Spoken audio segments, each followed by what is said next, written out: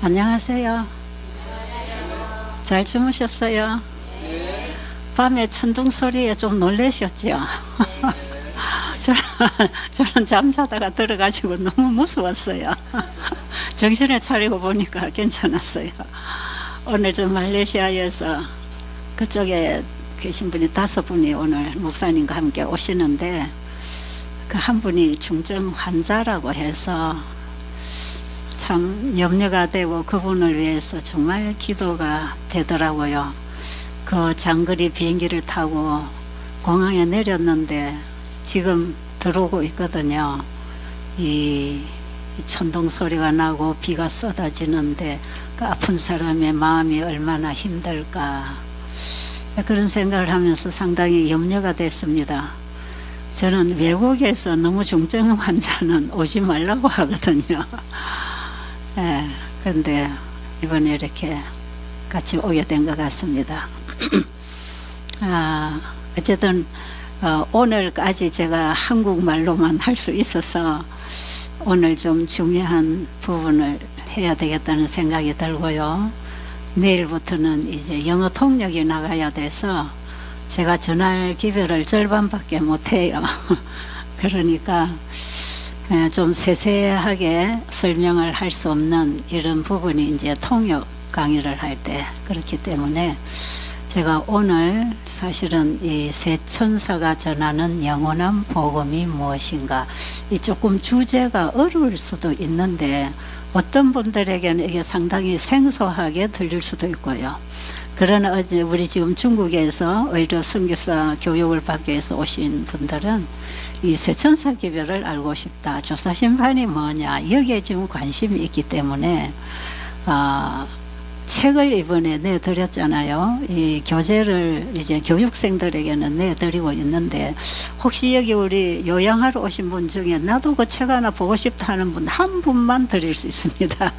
이 책이 지금 완성품이 아니고 제가 급하게 여기 오면서 만들어 봤기 때문에 아직 미완성이에요. 그래서 내놓을 책은 안 되고 우리 공부하면서 참고적으로 좀 읽을 수 있는 이런 화이트본의 기별들을, 소스들을 많이 뽑아내 놨기 때문에 이제 자료로 쓰려고 해와서 여러분에게 다 내드릴 수가 없어 죄송합니다. 만약에 나중에 필요하시면 이든밸리로 연락하시면 받을 수 있어요.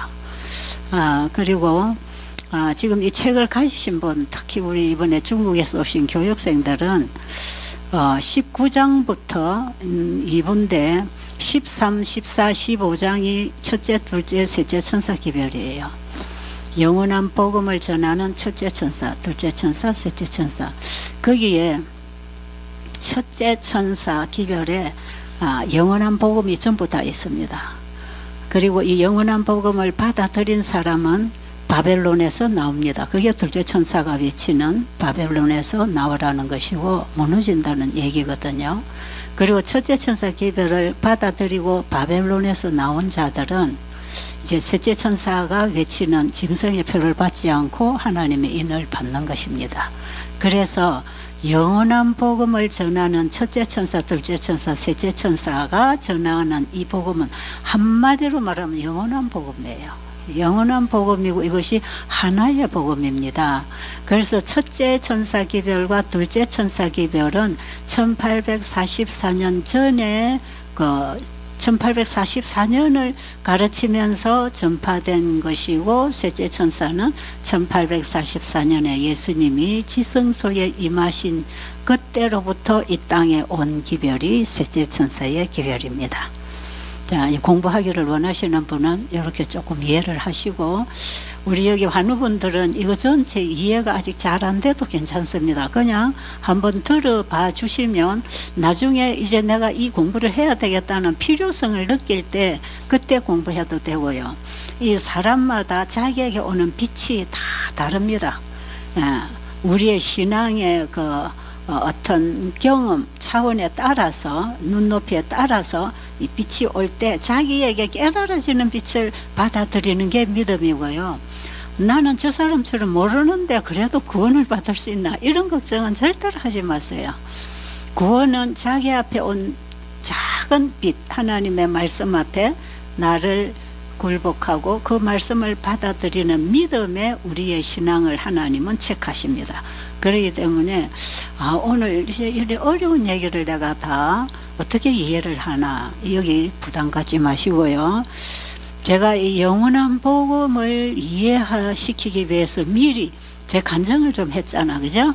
여러분, 제 간증을 들 때는 하나도 어렵지 않죠? 그렇죠? 예, 그런 것입니다. 영원한 복음은 예수님, 그 예수님을 믿음으로 받아들여서 구원을 받는다, 이 뜻이에요. 굉장히 간단한데, 이제 우리에게 문제가 뭐냐면 예수님을 믿음으로 구원을 받는다는 그 믿음이 잘못되어 있습니다. 그게 문제예요. 근데 우리는 성경 공부하고 지식적으로 알고 그냥 내가 이해하고 동의했다, 그리고 내가 그것을 믿는다고 생각하고 산다. 그 믿음이 잘못됐어요. 믿음은 하나님이 주시는 선물을 받아들이기 위해서 내 손을 내미는 것이고, 그 선물을 받기 위해서는 내 손에 있는 물건을 놓고 하나님이 주신 선물을 받아야 되는데, 이 선물은 마음에서 받아야 되기 때문에 내 마음에 있는 나를 내려놔야 합니다. 예, 그게 사람들은 잘 안 되는 부분이에요. 그런데 어떻게 할 때 그게 되는가? 제가 제 간증을 통해 얘기했지요. 제가 정말 성경이 사실인가, 하나님이 계시는 분인가, 어떤 분인가, 이제 이런 걸 알아가다 보니까 이제 확신이 왔다 그랬잖아요. 그러다 보니까 성경에 대한 믿음이 생겼지요. 그러니까 성경은 하나님의 말씀이기 때문에 이거 사실이야, 이대로 되는 것이야. 그리고 창세기 1장에 보니까 이 모든 물질 세계가 말씀에서 나왔다. 그러니 하나님의 말씀은 어떤 물질과 행동을 만들어내는 것이에요. 그래서 히브리서 4장 12절에 보면 하나님의 말씀은 살아있고 운동력이 있고 좌의 날선 어떤 검보다도 더 예리하여 영과 혼과 및 관절과 골수를 찔러 쪼개고 우리의 생각과 뜻을 감찰하신다. 하나님 말씀 한마디는 우리 전체를 회복합니다. 그래서 제가 그랬죠. 진리 하나 안에는 전체가 다 들어있다. 오늘 우리 영원한 복음 할 때 영원한 복음 안에는 성경 전부가 들어있다. 그 영원한 복음은 예수님이다. 그럼 그 예수님을 저는 이사야 53장에서 나의 개인의 구주로 만났다 그랬잖아요. 세상을 구원하러 오신 예수를 우리 구주 예수로 믿으면 내 구주가 안 됩니다. 아시겠어요? 이 부분을 여러분은 잘 확인을 하시고 짚어야 되는 게, 하나님이 세상을 이처럼 사랑하사 하면 항상 남의 예수님이 돼 있어요. 예, 세상의 구주로만 생각하거든요. 그런데 하나님이 나를 이처럼 사랑하사 독생자를 주셨다. 그럼 전혀 다르지요. 예, 그래서 이사야 53장 5절을 그가 찔림은 우리의 허물 때문이요 이렇게 읽지 말고 그가 찔림은 나의 허물 때문이요 할 때 예수님의 십자가와 나는 바른 개인적인 관계가 이루어집니다. 그래서 예수님은 나와의 개인적 관계를 맺고 사는 게 나의 신앙이 되어야 돼.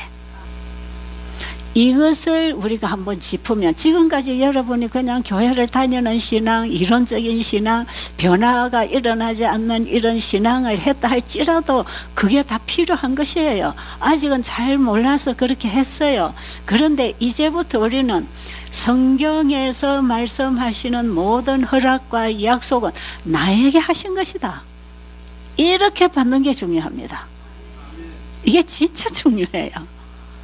그냥 저도 옛날에 교회를 다니면서 그냥 우리예요. 우리 전부 우리예요. 우리 하나님은 이 세상을 구원하려고 아들을 보내셨으니까 이 세상 우리가 맞아요. 그러나 나의 구원은 그분을 나의 구주로 만나야 합니다. 그래야 내가 그분을 아는 지식, 만난 경험을 가지고 그 힘으로 살고 증거할 거 아니겠어요, 그죠? 그래서 신앙은 언제든지 개인 것이에요.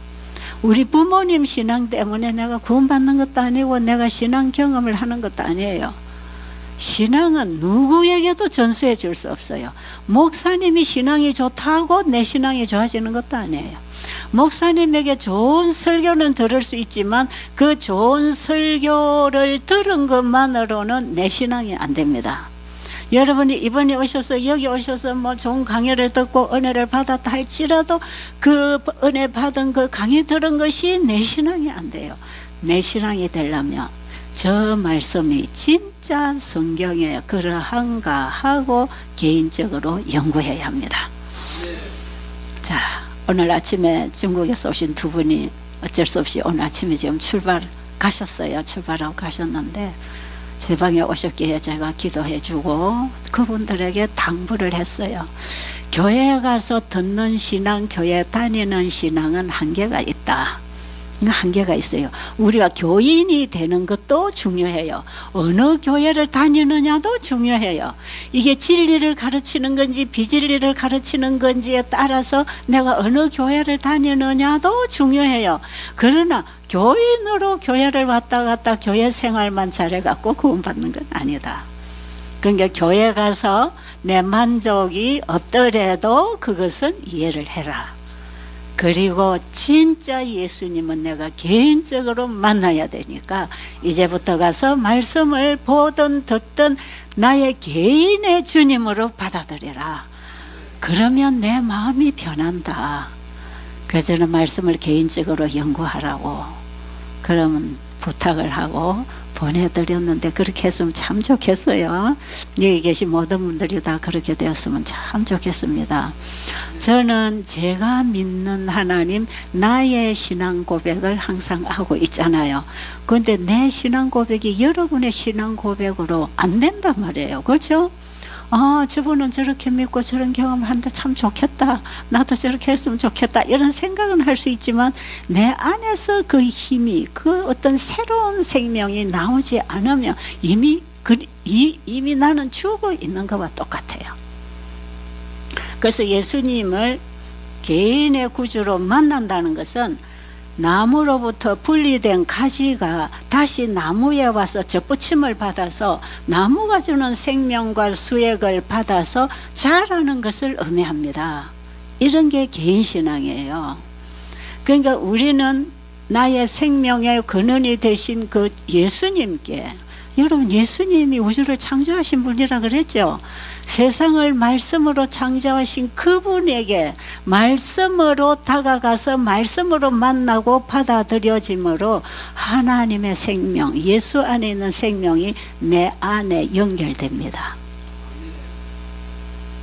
그 생명이 만나지는 지점이 우리의 마음이라고 하는데 우리 인체 중에 마음의 기관은 전두엽이라고 하는 것이에요. 그래서 우리가 마음 하면은 머리에다 손을 얹는 게 아니고 가슴에 손을 얹잖아요. 그런데 실제로 이 뇌와 가슴은 하나로 직결되어 있습니다. 그래서 우리는 내 마음 할 때 항상 내 뇌리 속에 내 뇌신경에 진리가 새겨지고 거기 와서 만나지는 경험할 때 우리 마음에 감동과 은혜가 느껴지는 것이거든요. 그래서 우리는 예수님을 나의 개인의 구주로 만나는 것이 나무와 분리된 가지가 나무의 수액을 받기 위해서 다시 접붙임을 받은 것하고 같은 것이다. 자, 그러니까 가지가 나무에 접붙임을 받으면 이제부터는 가지 스스로 사는 게 아니라 스스로 산다는 것은 죽어가고 있는 것이다. 그렇죠? 우리 인간이 태어나서 산다는 것이 죽어가고 있는 것이라고 했잖아요. 나무 가지가 스스로 뭔가 한다는 것은 말라 죽어가고 있는 것이다. 그러나 스스로 하는 거 그거에 희망 없어요. 다시 나무에 가서 붙어야 됩니다. 그럼 나무가 주는 생명 수액을 받고 죽어가던 가지가 다시 팔팔 살아나서 꽃도 피고 열매 맺을 수 있잖아요. 믿음으로 말미암는 의할 때는 이런 관계를 얘기합니다. 자, 이 하나님과 죄로 인해서 분리된 인간에게 다시 하나님의 생명과 연결해 주시려고 예수님이 오셨다. 그래서 예수는 세상의 구주이시고 영원한 복음이시다. 그 예수님이 영원한 복음이에요. 그 예수님을 우리가 어떻게 받아들여야 되며 받아들일 때 어떻게 되며 왜 그분을 믿고 받아들여야 되는가를 첫째 천사가 외치는 것이에요. 왜요? 심판하실 때가 이르렀으니까 빨리 예수님께로 돌아오라는 거. 이거는 제가 이제 오늘 두 번째 시간에 얘기를 좀 조사 심판 얘기를 해드리기로 하고요. 지금은 영원한 복음이라고 하는 이 전체 얘기를 좀 하겠어요. 영원한 복음은 언제부터 주어졌는가? 이것은 영세 전부터 하나님 속에 감추어져 있던 비밀이지만 죄가 들어온 그 자리에 복음이 왔습니다. 그렇죠? 죄가 없더라면 이것은 복음이 아니고 그저 하나님의 사랑으로 존재할 것이에요. 그런데 죄가 들어온 거기에 복음이 왔어요. 그게 창세기 3장에 보면 아담 하와가 선악과를 먹고 왜 먹었는가 하나님이 와서 조사를 해보시니까 뱀이 꼬드겨서 먹었다 이 말이에요. 그러니까 하나님께서 뱀과 범죄한 인간 앞에서 선언하시는 말씀이 창세기 3장 15절입니다. 지금 이 창세기 3장 15절의 이 복음이요, 이게 영원한 복음인데요. 이제 이 창세기 3장 15절을 이해를 하려면 창세기 3장에 죄가 들어온 그 과정을 부조와 선지자라고 하는 책에 보면 1장, 2장, 3장, 4장에 이 죄가 들어왔고 창조되고 타락하고 구속의 경륜이 이루어진 이 과정을 우리가 충분히 이해를 하면서 지금 이 말씀을 딱 이해를 해야 돼. 그러니까 성경의 한 구절 속에는 언제나 전체의 의미를 담고 있기 때문에 이 한 구절을 설명을 하려면 이렇게 광범위한 성경 연구가 이해가 되어서 이 성경절이 딱 이해되게 돼 있어요. 그러니까 이게 한두 시간에 강의 듣고 목사님 설교 들었다고 이걸 다 이해할 수 있는 건 아니고 우리가 스스로 연구를 해야 되는데, 일단 지금 이 말씀은 범죄한 인간에게 하나님이 찾아오셔서 범죄하고 있는 범죄한 인간 아담 하와와 뱀 앞에서 하나님께서 선언하십니다. 자, 지금은 하와가 뱀에게 속임을 당해서 뱀의 편이 되어버렸어요. 그렇죠? 뱀은 사탄을 상징하고 있죠. 그러니까 사탄이 뱀을 통해서 하와를 속이고 미혹할 때에 하와가 홀깃해가지고 하나님에 대한 믿음을 버리고 그 말씀에 대한 불순종을 하면서 먹지 말라는 선악과를 먹음으로 하와가 뱀과 한편이 되었어요. 하나님을 배신하고 사탄과 연합했죠. 이 사탄은 하늘에서부터 하나님의 정부를 향해서 반역을 일으킨 하나님의 정부의 대적의 행위를 하는 사탄이에요. 자, 그런데 이 지구에 인간을 창조했을 때 지구를 미혹하기 위해서 하와에게 접근했고, 하와는 남편에게 선악과를 주어서 이 부부가 불쌍하게도 하나님의 말씀을 불순종함으로 죽음이 온다고 하는 선악과를 먹어서 죽게 된 상태에 있을 때 하나님께서 뱀에게 내가 너로 이 여자와 원수가 되게 하겠다.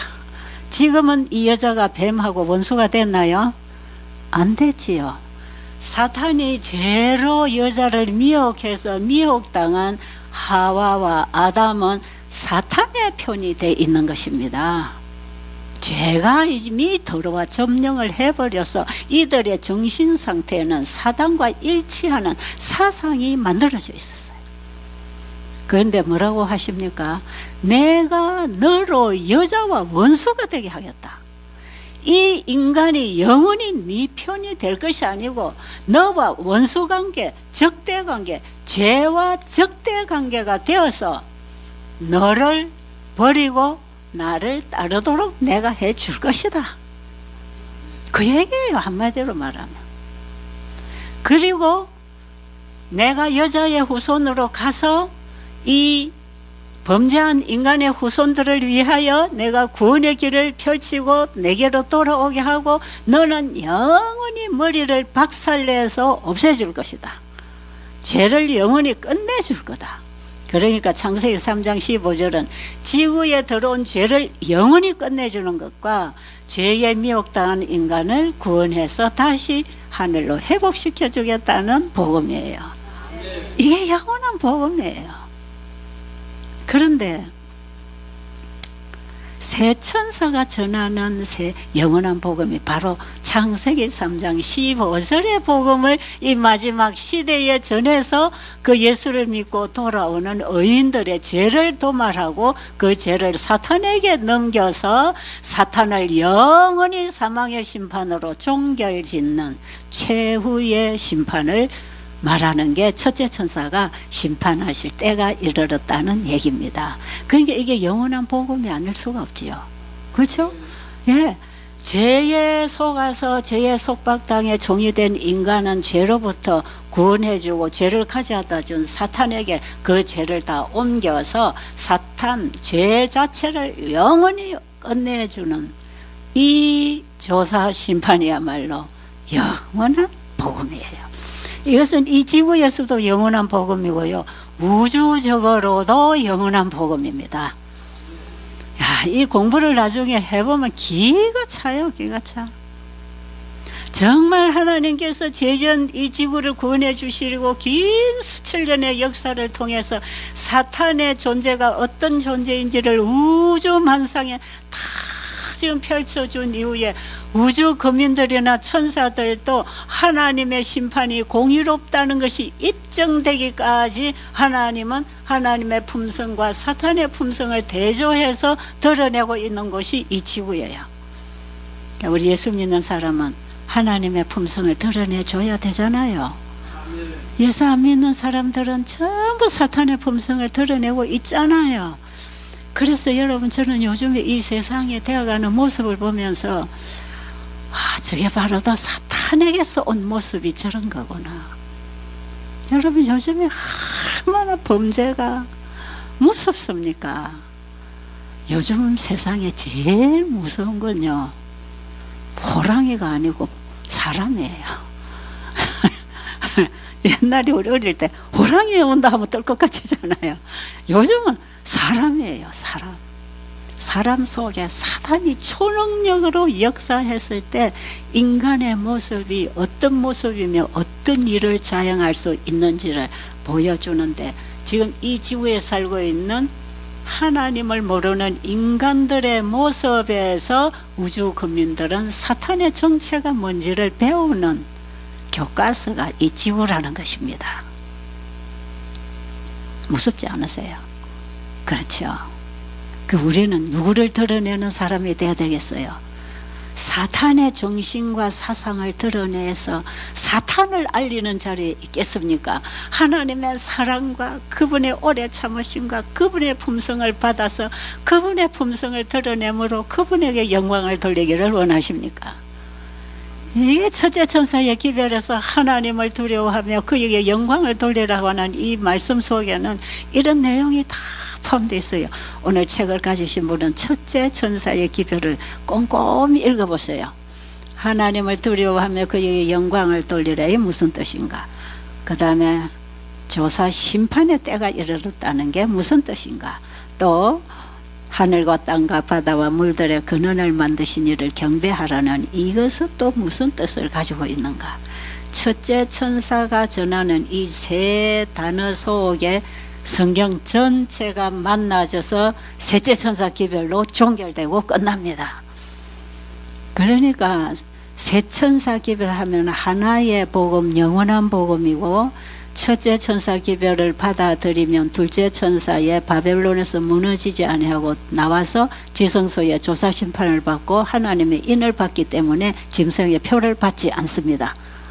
간단하지요. 이렇게 이해를 하면 첫째, 둘째, 셋째 천사 기별이 하나의 복음이 하나의 복음. 이건 영원한 복음이죠. 그 다음 이게 첫째, 둘째를 만나서 셋째 천사에서 만나져서 하나의 복음이 셋째 천사의 기별. 그러면 셋째 천사의 기별에 오른팔 역할을 하는 게 건강기별이다 하면 셋째 천사 기별을 전하는 재림교회 주신 건강기별은 반드시 셋째 천사 기별과 함께 나가야 될 기별이다. 그러니까 재림교회 복음사업은 셋째 천사 기별과 건강기별이 하나의 복음으로 나가는 것입니다. 이 중요성을 좀 알아야 돼. 참. 그러니까 우리 이든벨리 우리 원장 목사님은 그냥 다 집어치고 있는 돈 없는 돈 끌어다가 지금 이 사업을 하겠다고 시작하신 거 아닙니까? 에? 바로 하신 것 같아요. 모르겠어요.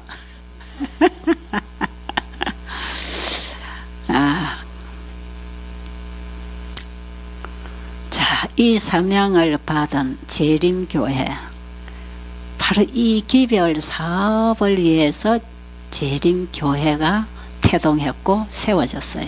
이 재림교회 정체성은 셋째 천사 기별 사업이에요. 그거 떠나면 이 교회에 약속된 늦은비는 없어요. 늦은비는 이 기별에 옵니다. 그래서 믿음으로 말미암는 의를 소유한 자들의 죄를 도말하고 인을 쳐서 여기에 늦은비 능력을 부어서 하나님의 품성이 완전히 이 땅에서 드러날 수 있는 정인이 만들어지면 그들을 데리러 예수님이 재림하십니다. 이게 다 현대 기별이에요. 그래 우리는 그냥 지금 이 시대에 하나님이 주신 이 기별이 뭔지, 개신교인들이 세천사 기별이 뭔지 모르듯이 우리 재림교인들도 세천사 기별 단어는 많이 듣고 설교는 들은 거 근데 뭐가 뭔지 붙잡지 못해가지고 지금 헤매고 있잖아요. 네. 이게 지금 그래서 우리가 새롭게 연구하기 시작해야 됩니다. 저도 어려서부터 재림교회를 다니면서 세천사 기별하면 맨날 교환권 얘기만 들어가지고 뭐 짐승의 표고고 1월 법령이 어쩌고 교환권의 안식일을 변경시키고 마지막 때 어떻게 할 것이고 맨 교환권에 대한 얘기만 들어놓으니까 너무 무섭고 여기에는 복음이 하나도 이해가 되지 않았어요. 무서웠어요. 그냥 짐승의 우상에 경배하고 표를 받으면 진노의 포도주를 받는다는데 무섭기만 하잖아요. 그런데 이것이 영원한 복음으로서 믿음으로 말면 의의 기별이라는 걸 제가 이제 이해를 하고 보니까 진짜 세천사 기별은 이 세상에 전파되어야 할 복음 중에 복음입니다. 네, 이게 복음이에요. 영원한 복음이라고 하잖아요. 영원한 복음을 첫째, 둘째, 셋째가 전한다는데 왜 복음은 어디 가버리고 자꾸 율법만 나와가지고 토요일이냐 일요일이냐 가지고 싸우고 있냐 이 말이죠. 그것은 믿음의 의냐 아니면 내 안에 사단의 역사를 따라 살아왔느냐의 결정표가 일요일과 안식일일 뿐이지 우리의 신앙은 일요일 안식일 보고 하면 안 되는 것이에요. 예수님 보고 해야 되는 것입니다. 예수님을 믿고 그분을 따라가면 자연히 하나님의 인이 쳐지는 것이고 예수님 버리고 내 식대로 내 생각대로 세상법대로 살아가다 보면 자연히 짐승의 인이 박혀서 나중에 짐승의 표 받는 것이에요. 이해되시죠? 우리 신앙개혁이 일어나야 돼. 그저는 이 세천사 기별 우리 재림교회 안에 먼저 다시 보내지고 경험되고 전파되어야 된다. 그런 필요성을 가지고 있지요. 자, 그러면 다시 이제 창세기 3장 15절에 세천사가 전하는 그 영원한 복음은 시대마다 전해져 왔어요. 성소 진리를 통해서 예수님 오시기 전까지는 전해져 왔습니다. 구약의 성소 진리는 신약의 예수님의 구속 사역을 미리 그려놓은 그림이고 뜰과 성소와 지성소 이 세 단계의 이 예수님이 우리를 구속하시는 그림이 그려져서 실제로 그들의 예배 속에서 실행하고 있었던 예배가 구약의 제사 제도고 그 다음에 예수님이 이 땅에 어린 양으로 오셔서 십자가에 죽으시고 하늘 성소 사역과 하늘 지성소 사역을 통해서 믿는 자들의 죄를 해결해 버리는 예수님의 전 사역이 실제로 그대로 지금 이루어지고 있고요.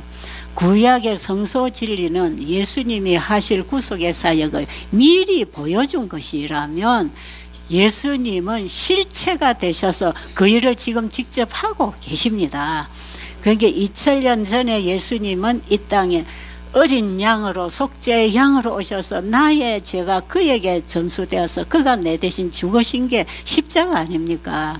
그 십자가에 죽으시고 부활하신 그분은 하늘 성소에서 우리의 중보자로 회개하는 죄인의 죄를 받아 용서를 하셨지만 이제 1844년에 지성소에 들어가셔서 용서받은 의인들의 죄를 도말하고 그들은 죄를 절개하지 아니하고 죄와 원수가 되어서 죄를 버리고 회개를 했기 때문에 사탄에게 이거는 네가 준 걸 얘가 싫어했으니까 네가 도로 가져가라.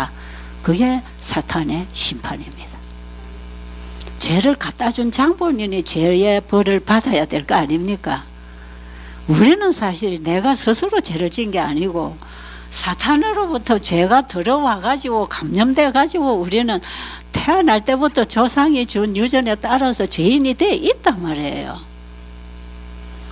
그래서 내가 싫은 죄를 내가 범하면서 이게 나는 싫은데 어쩔 수 없이 또 행하고 어쩔 수 없이 살다가 예수님을 내 안에 영접하니까 예수님께서 그 죄로부터 싫어하게 하고 이기게 해주셔서 우리가 주님과 함께 승리하는 경험을 하잖아요. 그런데 이런 사람들은 끊임없이 내 속에 내 생각 속에 들어오는 죄를 버리고 회개하는 사람들이에요. 죄를 가지고 있을 수가 없어요. 불편해서. 그래서 창세기 3장 15절에서 내가 너로 여자와 원수가 되게 하겠다. 그게 그런 뜻이에요. 사단의 종으로 살고 싶지 않다. 나는 죄가 싫다. 그러니까 나는 죄를 안 할 거야. 그런데 자꾸 사탄이 꼬드겨서 범했다면 그걸 회개하고 예수님께 용서를 구할 때 예수님은 그 회개한 자들의 죄를 다 용서하십니다. 이미 십자가에서 다 용서해 놓으셨다 그랬죠. 그 용서를 받아들이는 자는 자기의 죄를 가지고 예수님께 용서를 구할 수 있는 것이에요. 그게 믿음으로 구하는 것입니다. 믿음으로 회개한다는 것은 예수님이 이미 나의 죄를 용서해 주셨다는 걸 믿는 것이에요. 십자가에서 우리 죄를 용서하시고 구원을 주셨다고요. 그래서 우리가 믿음으로 구원을 받는다는 것은 십자가에서 2000년 전에 이미 내가 태어나기도 전에 이 땅에 주어진 구원을 나의 개인의 구원으로 받아들이면 되는 것이에요. 할 수 있어요, 없어요? 하면 되는데 그거 왜 안 하고 자꾸 엉뚱한 생각하고 구원은 놓치고 자꾸 착한 사람 되려고 노력하냐 이 말이죠. 우리 착한 사람 되려고 첫날 만날 노력해도 안 됩니다. 안 돼. 예수님이 들어오셔야 죄하고 원수가 되는 거야. 안 그러면 죄를 즐기고 죄를 밥 먹듯 즐기고 중독돼 있기 때문에 우리 스스로 절대로 헤어날 수 없어요. 예수님이 오셔서 중독성에서부터 끊어주시고 죄를 싫어하게 해서 선한 의의 종이 되게 해주시겠다 이 말이죠. 이 복음은 진짜 신나는 복음이거든요. 그런데 보세요. 창세기 3장 15절의 복음이 예수님 오시기 전까지는 성소 진리를 통해서 그 시대마다 전파됐어요. 그렇죠? 그리고 이제 예수님이 실체 양이 이 땅에 이제 딱 주인이 성소의 주인이신 예수님이 딱 오시니까 성소 제도는 끝났어요. 그러니까 구약의 성소 예배, 양 잡는 예배는 지금 필요 없어요. 네, 거기 어문의 율법도 다 폐했어요. 예수님이 오심으로 폐한 율법은 모세에게 준 십계명이 아니고 도덕법이 아니고 의문의 율법이 폐했어요. 왜? 그게 필요 없게 됐으니까. 그리고 이제는 예수를 믿음으로 구원받는 이 사람들은 내 죄를 예수님께 회개해드리고 또 나와도 죄를 예수님의 중보가 계시니까 회개하고 회개해서 지성소에 가서 죄 도말받고 의인으로 인침받고 하늘에 가는 것입니다. 그게 지금 우리의 신앙 경험이 돼야 돼요. 자, 그 사실을 예수님 재림 전 시대에 온 세상에 전파하라는 것이에요. 그래서 계시록 14장 6절에 보면 모든 나라와 족속과 방언과 백성에게 전할 영원한 복음이다 그랬어요. 새천사가 전하는 복음은 중국 땅에만 전하지 말고 한국 땅에만 전하지 말고 모든 나라와 족속과 방언과 백성, 그런 게 온 세상이지요. 온 세상에 이 길을 전해라. 왜? 이제 예수님이 우리 죄인을 구원하시는 구속의 사역 마지막 단계에 들어가셨다. 그게 뭐다? 지성소의 대제사장으로 들어가셨다. 구약의 성소 예배에서 1년 내내 죄인이 자기 죄를 대신하여 죽을 양을 끌고 와서 죄인의 죄를 양에게 전수하고 양이 대신 죽고 이 피를 제사장이 또 성소로 가지고 가면 또 1년에 한 번 대제사장이 성소에 드려진 이 죄를 지성소에 들어가서 다 지워버리면서 그 죄를 아사셀 염소에게 옮겨서 내보냅니다. 이게 이스라엘의 진중의 죄를 없애버리는 제도예요. 그러니까 지금은 실질적으로 예수님이 하늘 지성소에서 실제로 우리 인류의 회개한 죄를 지워버리고 그 죄를 가지고 온 장본인 사탄, 아사셀로 상징된 사탄에게 지금 실제로 넘겨주고 있습니다. 그러니까 지금 예수님이 그 지성소의 사역을 하시는 동안에 이 땅에는 빨리 이 복음이 전파되어야 된다 이 말이에요. 그게 새천사 기별이에요. 좀 간단하게 이해가 되십니까? 그래서 사도행적에 보면 화해 부인이 이렇게 기록한 부분이 있어요. 모든 성경은 요한계시록에서 만나고 종결된다. 모든 성경의 역사는 계시록에서 끝납니다. 창세기 1장 2장에 죄가 없지요. 창세기 3장부터 죄가 들어왔지요. 그 죄의 역사가 어디까지 가냐면 요한계시록 20장까지 갑니다.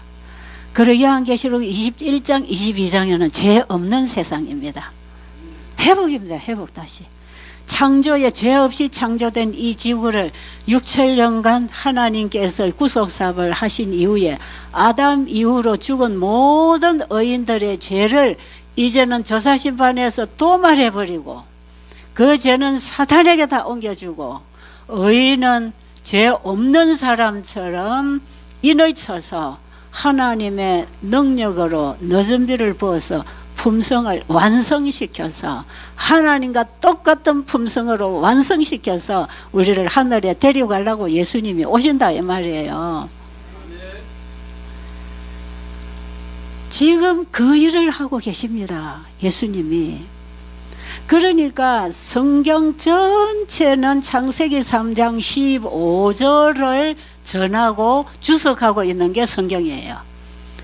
성경책 66권 전체는 창세기 3장 15절을 설명하고 있는 책이라니까요.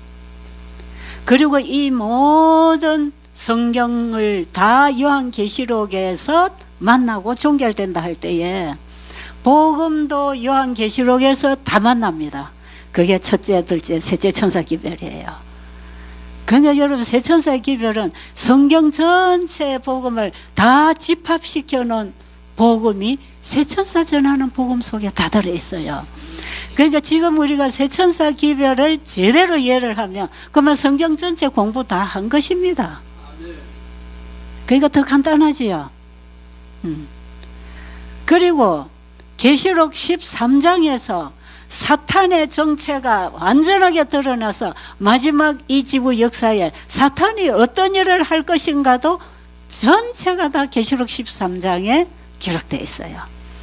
그러니까 하늘에서부터 하늘 정부를 향해서 도전하고 하늘 정부를 무너뜨리려고 했더니 사탄이 요한계시록 12장에 보면 거기에 싸움을 걸었지만 이기지 못해서 이 땅으로 쫓겨난 사탄이 이 땅에서 이 지구를 장악하려고 인간을 미혹하고 있는 이 세상, 이 세상에 하늘의 복음이 와서 예수님을 믿음으로 받아들일 때 사탄의 속박에서 풀려나는 것입니다. 그렇죠? 이렇게 해서 결국은 사탄의 마지막 정체가 계시록 13장에서 완성됩니다. 그러니까 마지막 지구 역사에는요, 계시록 13장과 14장의 전쟁입니다. 그런데 옛날에 저는 계시록 13장 사건은 너무 많이 공부를 해서 잘 알아. 그런데 계시록 14장의 새 천사가 전하는 영원한 복음은 잘 몰라. 그래가지고 내가 믿음의 의의가 뭔지도 모르고 그냥 열심히 교회 다니면서 공부는 많이 했지만 나의 개인적 신앙이 잘 안 됐던 것, 이것을 제가 이제 알게 된 것이지요. 그런데 결국 성경 전체는 계시록 13장, 14장에서 종결됩니다. 우리 지구 역사도 그 전쟁으로 종결됩니다. 그래서 셋째 천사는 계시록 13장 사건이 이 땅에 이루어질 때 짐승의 표를 받지 마라! 그러고 외치는 거예요. 그리고 뭐하라? 안식일에 안식일을 지키라는 거예요. 이게 이제 마지막에는 하나님의 율법을 변경시킨 사단의 정체와 하나님의 율법을 그대로 보존해온 하나님의 그 정부의 그 율법의 영원성에 대해서 확실하게 마지막에 대두되는 두 무리가 이 땅에 존재하게 됩니다. 그래서 사탄에게 경배하고 짐승의 표를 받는 자는 이제 영영한 불의 심판을 사탄과 함께 받고 없어지는 것이고, 하나님 믿고 그분의 의를 가지고 하나님의 품성의 인을 맞아서 하나님의 자녀로 준비된 이 백성들은 영원히 죄 없는 하늘에서 영생할 거다 이 말이지요. 그래서 하늘에서 죄가 시작되었지만 죄의 종결은 이 땅에서 이루어집니다. 왜냐하면 하늘 정부의 전쟁을 일으켰던 사탄은 예수님을 상대로 전쟁을 일으켰는데, 예수님이 범죄한 이 지구에 오셔서 사단과 싸우셨거든요. 그렇죠? 예수님 이 땅에 오셔서 싸우셨지요. 그 예수님의 전 일생의 기록이 시대의 소망에 다 기록되어 있어요. 얼마나 사탄이 예수님을 넘어뜨리고 한 번이라도 범죄하게 해서 자기 손에 집어넣으려고 어린 아기로 오신 예수님을 그때로부터 죽이려고 얼마나 노력했는지 모릅니다. 그러나 예수님은 아버지에 대한 전적인 믿음을 통해서 아버지와 하나 되어 싸우셨기 때문에 우리와 같은 연약한 인성을 입고 오셨지만 그분은 사단과 싸워 승리하셨고, 마지막 십자가에서 완전히 우리의 구원을 이루셨고, 그걸 완성하기 위해서, 죄인의 구원을 완성하기 위해서 지성소에서 우리의 죄 문제를 해결하고 계십니다. 신나는 복음이죠. 이게 성경 전체 그림을 그냥 한 그림 속에 넣어놓은 게 세천사 기별이에요. 10분 쉬었다가 다시 시작하겠습니다. 감사합니다.